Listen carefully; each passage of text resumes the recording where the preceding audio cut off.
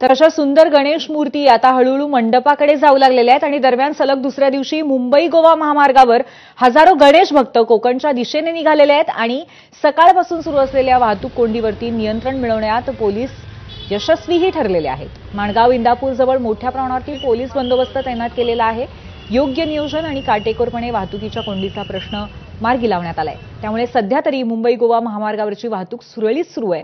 त्यामुळे कोकणात जाणाऱ्या गणेश भक्तांचा कोंडीत अडकलेला श्वास मोकळा झालाय।